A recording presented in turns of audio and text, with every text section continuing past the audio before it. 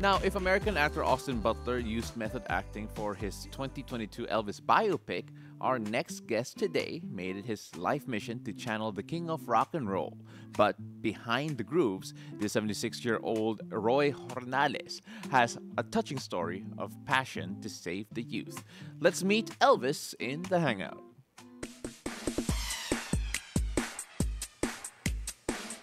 Roy, it's a beautiful day. Thank you so much for joining us here. Good morning. Good morning. I want to start off first by asking the obvious question. Idol mo ba talaga si Elvis? Yes, very much, very much. Elvis Presley. Yeah. Yung tono pa lang na boses niya eh. Oo nga eh. Hello. Oo.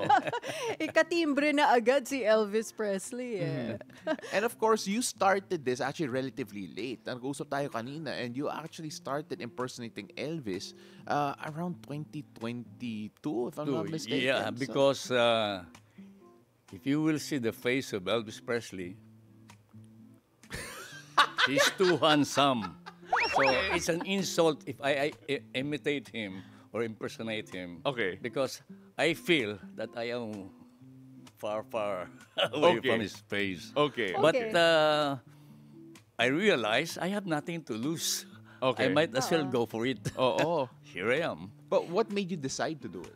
Well, I have these projects. I've been teaching martial arts for more than 30 years.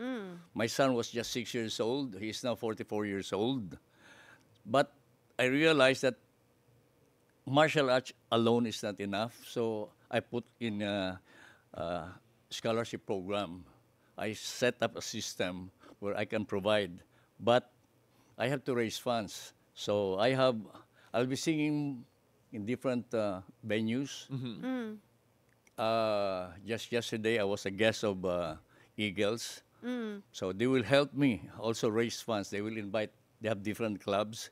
They will invite me in different places. So pag nagpa-perform kayo as Elvis Presley talaga? Yeah. In all these shows? Yes, that's right. Wow. So you're a big Elvis Presley fan. Ano ang mga favorite Elvis Presley songs mo? Well, number one is the Can't Help Falling in Love with You. Ooh. Or Are You Lonesome Classic. Tonight? Are you lonesome? Are you lonesome tonight? Yeah. Galing. I love it. Hound dog dapat. Huh? Hound dog. You ain't. Sample. Go. Malakas eh. Usually, I sing Don't Be Cruel, like that. Ano yung go-to mo? Ano yung kinakanta mo like all the time na talagang it makes you feel good, it makes everyone Pag feel good? maraming, if there are plenty of women, elder women, I sing the song Love Me. How does that go? Treat me like a fool, treat me mean and cruel, but love me. Then I raise funds. Ang galing. Yun naman ang importante doon eh, di ba? Oh, After performing, you raise funds. No, pero kasi may purpose yun eh, Exactly. diba? May Yeah. purpose. yeah. By the way, I'm not a professional singer. Oo. Because professional singer charge donations only Okay. out from your heart. So I bring it, nag-iipon ako ngayon. Before, I was just focused on teaching martial arts, drug prevention, etc., avoid vices, etc. But now, I realize na yung mga students ko who are now 40 years old, they're still poor. I give free martial arts lessons to mostly public school students or out-of-school youth. So, once upon a time, I was also poor, but I was given education by our school, scholarship. So it means education is a big factor. We can change their lives. So I created a system that I can help them graduate until college graduation. Okay. Pag-usapan muna natin yan, yung martial arts background mo. If I'm not mistaken, naka-white belt ka ngayon dahil Elvis ka. Pero black belt ka, okay, black belt In ka. Mahirap karate. pakita yan, white belt siya. White belt siya ngayon sa bilang Elvis, pero black belt siya sa karate. Yeah. So, Yeah. when we talk about yung martial arts background mo, can we find out about yung simula And how much of a factor it played in your life? I was mauled by 14 teenagers. At the age of 14, I almost died. Oh my. I was mauled. So Okay. my purpose was to make a revenge. But I don't know whether it's God's will or what. I don't know. But instead of going back to have a revenge, I created Sagip Bata when my son was just around 6 years old. Okay. From Sagip Bata, free martial arts, he was droga, he was bisyo, he was bully, he was kidnapping. That was the main purpose. But after teaching for so many years, I realized yung mga estudyante ko mahirap pa rin sila.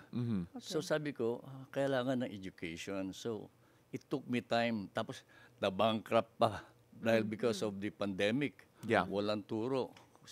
Ubos ang pera namin. Kaya yung sardinas sa ilong ko, lumalabas na talaga. Puro sardinas. So this Sagip Bata, it's like a campaign. So you put up a center, tapos doon ka nagtuturo ng I martial approached arts. barangay captains. Okay. So, I asked them if I can teach.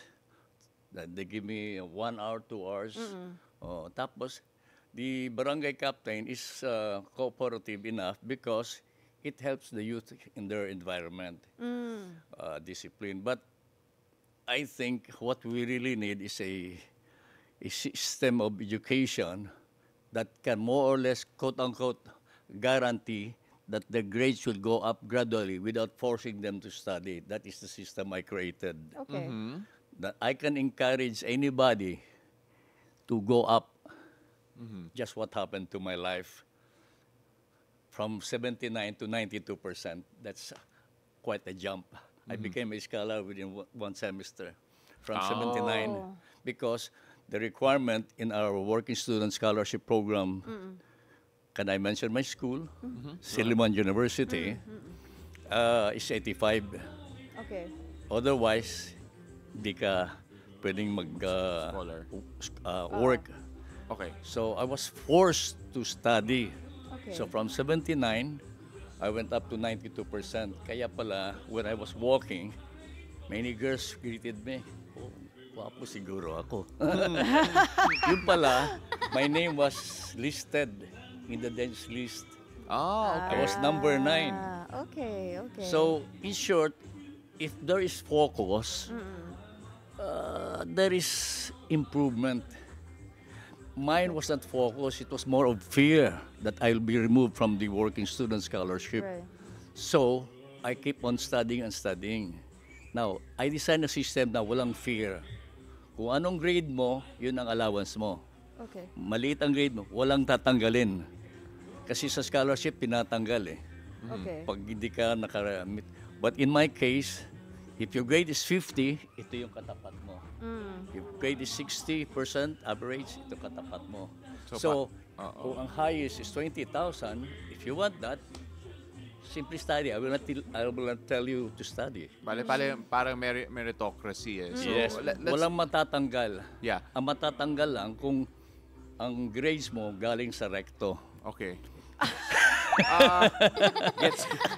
Medyo They gets still do namin that. yan, Gets namin yan. They still do that pa pala now, ano? Yeah, I can still do that. But let's go back to your story here because we love your advocacy for the youth. But do you have any success stories that you're really proud of when it comes to yung work mo advocating the youth? Because you've been doing this for quite some time. More than 30 years. Yeah. My son was just 6 years old. Michael Roy, 6 years old. He's now 44 years old. Yeah. Is So there that any- means that's how long I've been there. Are there any success stories that you can tell us about that really sticks with you? In my project, Yes. well, I have helped so many students kasi ang main objective lang nun is iwas droga. Yeah. So, I don't know kung, kasi I was all over. I was in Pasig, I was in Marikina, I was in, Antipolo, Yeah. teaching. Okay. Ganun lang. I was just so what you call this, involved in it. So, statistics-wise, to quantify your success, I really do not know. Okay. But I have teach more than 5,000 students. Wow.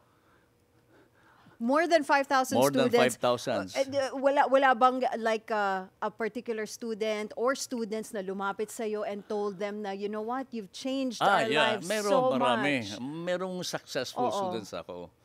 They're now doing well. Okay. But yung iba, I've been all over the place. Yeah. That's why the mayors, the congressmen, and the councilors, once they see my face, they know what I need. Of course. Because I have no funds. I was going to say, you need the funds. Yeah. Wala akong funds. So at But that's that's why I am into singing to raise funds. Wala akong ma-expect masyado sa. Okay, that's it. yeah. I So will not comment on that. you're still doing this at 76 years old. Again, you continue to fundraise by performing as Elvis. Yeah. You're continuing yung mga programa mo. Hindi ka ba napapagod? 76 years old, but still doing all of this. Actually, it's a stimulus, you know. Ah, okay. Nagiging, meron ka bang objective? If you have an objective, nakafocus ka lang doon. Hindi mo alam, 76 years old ka na pala.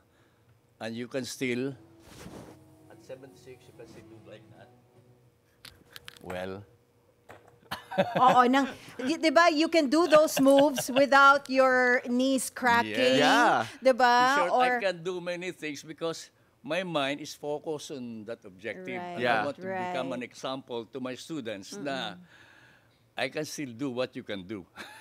Yeah, Yeah, like yeah. yung mobility nandun Yes. pa rin, Oh, no? that's very Oo. impressive. And I think malaking factor yung hindi ka tumigil eh. Yung Hindi, yes. patuloy na for so many years you were teaching, Yeah, di ba? So, ang pagturo ng martial arts, hindi biro yun. Yeah, Kasi you pero- have to do what they are doing as well, di ba? But that's very easy to teach. You know why? You said magturo. Oh, do that. Do that. You turo. Because I have junior leaders. I do not personally really teach now. Yeah. Because the kicks of the children now are so strong that if you hold the pad, Yeah. your head will shake. Yeah. So yeah. I have many That's true. assistant, who will hold the pad. Okay. But so magturo good now thing. is very Okay. easy. Oh, gawin mo 'yan. Oo. Gawin mo 'yan. Can I just say, Roy, that is the Lolo joke I love. Yung mga ganon. I mean, like, I appreciate that fully. But, you have such a great advocacy. I'm sure people can look you up as well. But we're running out of time here Yeah. in just a bit. But before we let you go, we normally ask this final question, and at the same time, we also want to see siguro a bit more sample of yung mga moves na ginagawa mo as Elvis right before that. Oo nga. Well, I can do it right Oh, now. yeah. So, Can I greet just sure. one? Yeah, Sure, go go ahead. ahead. Go ahead. The NCR 9 Governor Josil Lebial, Governor of Eagles Club.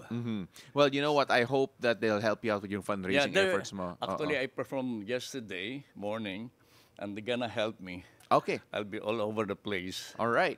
So, before we let you go, can we get a little sample right over there po sa harap ng table natin? So, I don't think he's mic'd up right now, and that's fine. So, we're gonna have him just show is us actually, a okay. bit of all of that. So, right there, yeah. Yes. So, right now, and all right, Ooh. we're gonna have him. There he is. Okay. You see, if you have a 76-year-old who can be that flexible, still feel It's that amazing, strong. right? Oh. You can get him as Elvis as well, ladies and gentlemen. He has the singing chops for it. Okay. All the time. Dapat nagkagulo ako after while you're doing. Can we have a seat again, sir? And of course, yeah. I mean, like, it's just fantastic. Look, Elvis Presley, famous especially when he started out due to his gyrations. At hanggang ngayon, nagja-gyrate pa rin si Sir Roy Hornales. And Sir on that Roy, note, let's yes. end things here. Our show is called Beautiful Day. So Yes. what makes your day beautiful? Well, helping people.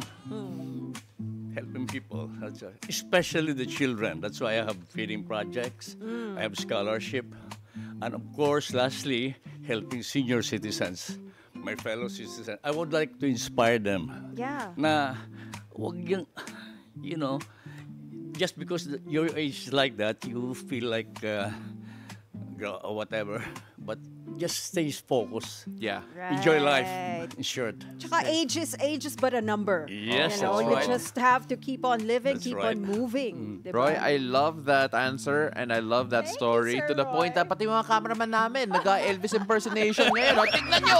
Oh my goodness! The gyrations happening in this room! All right. Martial arts version of Oo Elvis nga eh. Presley in the Ladies and gentlemen, that's Roy Hernandez. Oh, yan o, pakita nga ng moves. patingin nga ng moves. Hindi. Hindi, sa'yo daw. No, all right. So we're having a lot of fun here in the studio, and I'm actually really happy you guys got to see a bit of that in the background. But ladies and gentlemen, Roy Hernandez, Elvis Presley impersonator, thank you so much for coming on. Thank you.